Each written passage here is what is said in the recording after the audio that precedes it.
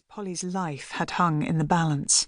She made it through, but had to have multiple operations before she could move around in a wheelchair. Now, 10 months on, she was starting to learn how to walk again, using a crutch to support her.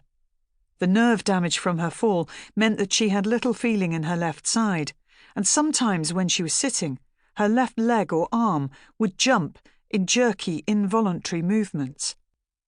Charlie ran to the Range Rover and opened the back door as soon as it pulled up, throwing her arms round her friend before she could even get out. "Careful now, Charlie," said Mrs. Williams gravely. "You know we have to be gentle with Polly. She's very fragile."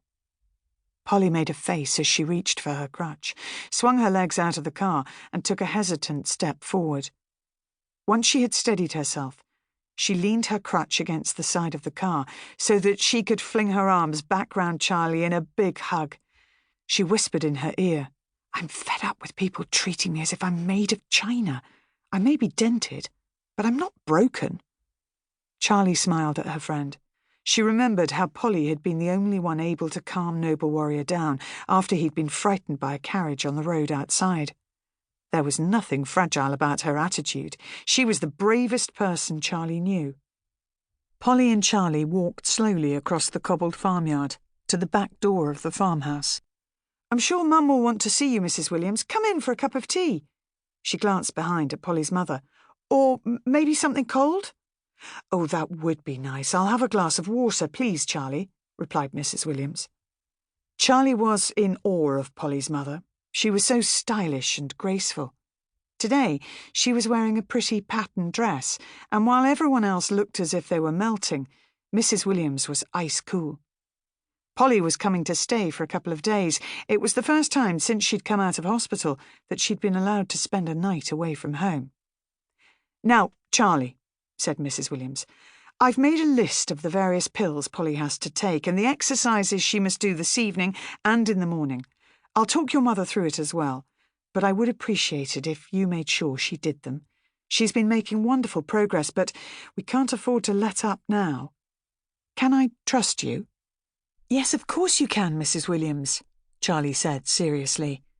"You know I will do everything I can to support Polly. She's my best friend in the whole world." "Ah, Jasmine!" Charlie's mother, Caroline, charged into the room, wiping beads of sweat from her forehead. She left a dark grey smudge of mud on her cheek. "I'm so sorry I wasn't here to say hello. I've just been feeding the pigs and tidying up the muck heap. Do I smell?" Mrs. Williams wrinkled her nose and said kindly, "Oh, not too badly. I suspect they'd bottle it up in America and sell it as eau de farmyard. You could make a fortune." Charlie cringed. Why couldn't her mother be clean, pristine and cool like Mrs. Williams? "I love your mum," Polly whispered.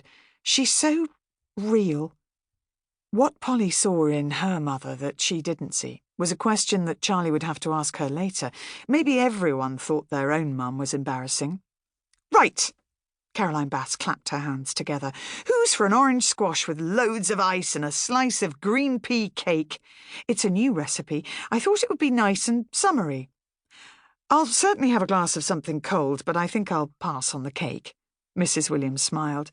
"I don't want to ruin the memory of the beetroot and apple rock cakes you brought round last week. We so love your experimental cooking." Polly and Charlie tried to stifle their giggles and sneaked out of the room, leaving their mothers to discuss alternative recipes and therapeutic exercise. "Do you want to come out and see Noddy?" asked Charlie. "Oh, yes, please," said Polly. "I've been so looking forward to being near horses again. Dad won't let me in his racing yard in case I get kicked, and Munchkin is on permanent loan to my cousin." She lowered her eyes to avoid Charlie's gaze. Charlie shook her head in disappointment. She wished there was something she could do to help. "You've got a real knack with horses, and I think sometimes they know they have to be gentle with you. Remember how Noddy stopped snorting when he came towards you at Ascot? How he suddenly calmed down and didn't pull backwards when you held his lead rein?" Polly sighed. "My parents think that was just a fluke. Mum said she nearly had a heart attack when everyone else had run out of the way and I was standing there on my own.